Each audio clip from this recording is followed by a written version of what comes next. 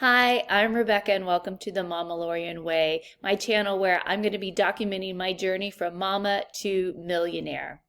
So I'm starting my journey definitely into my 50s, and it's come to my attention that quite a few people out there probably are starting a career or a business or a new entrepreneurial venture well into the second half of their lives.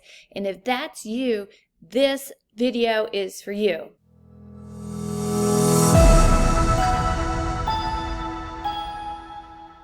First, could you please do me the favor of liking, subscribing, sharing the video if you like what you see, so I can continue to make content and can continue to share with everybody as I progress. Today I came across a study by an MIT professor. His name is, I'm going to have to look at it, Pierre Azoulay, and he surveyed 2.7 million businesses. And he uncovered that the businesses that were started with CEOs 50 years and older were twice as likely to be successful as businesses with CEOs who were 30 and younger. And also, there were 2 times as many businesses started by the older CEOs as by CEOs that were 25 and under. I don't want you to get me wrong. I mean, I have budding young minds in my house, and I have young upstarts living with me. This video is for those of us who might feel like their time to shine has passed already. So I found 10 examples of people whose careers, their businesses really got off the ground after midlife.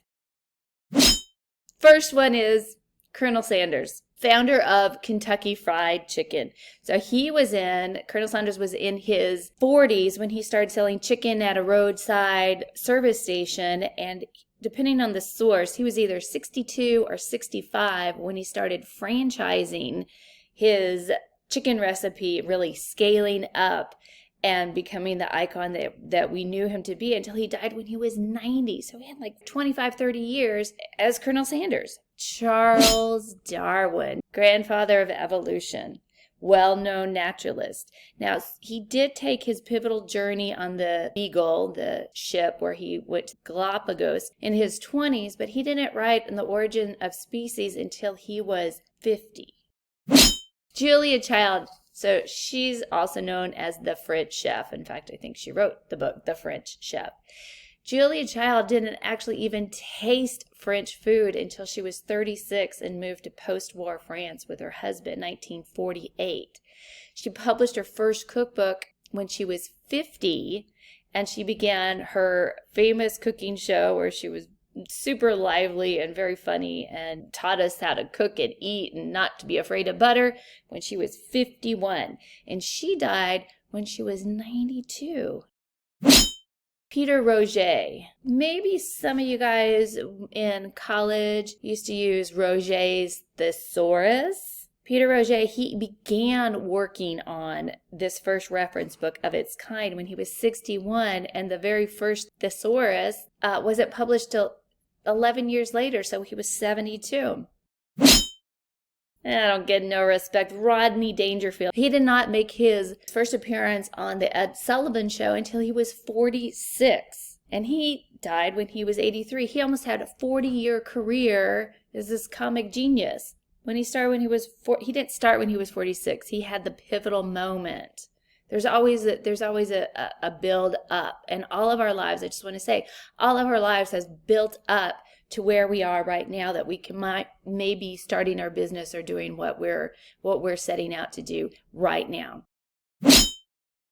Ariana Huffington, number 6. Okay, so she had a very active career before she started the Huffington Post, but her big moment that she really came onto the stage was when she founded the Huffington Post when she was 55, and very successful. She sold in, I don't know what the year it was, but she sold to AOL for $315 million. Number 7, Betty White. We know her from the Mary Tyler Moore Show, up through the Golden Girls, up through, she's a voice in the Lorax for the grandma. Betty White, shown here with an Emmy, did not start on the Mary Tyler Moore Show until she was 51. And she is now 99 and still with us and still entertaining us and still giving us this beautiful love for animals that she has. Ray Kroc bought a little hamburger franchise named McDonald's when he was 52 and went on to go from serving, I don't know how many, 0 obviously to begin with, to 1 million. And I remember the sign when I was little, it would change from 1 million served to 3 million served, and now it's just billions and billions served. Number 9, Grandma Moses. Grandma Moses is often on these lists of people that didn't get their start until their later years. She was, well, again, depending on the source, 76 or 78 when she really started painting in earnest. And she was a folk artist that lived up to 101. So she, even if she started at 78, she still had over 20 years. And I mentioned the age a lot of these later starters were because I started noticing they're living to be pretty advanced age. And I'm wondering, well, maybe because they just stayed vibrant. It wasn't that they're like, I'm starting when I'm older. They just probably were always like that and kept reframing themselves. Number 10. I left this one blank. Maybe it's you. Maybe it's me. Maybe it's all of us. Anyone who wants to claim it. I'm Rebecca. Thanks for joining me on the Mama Lorian Way.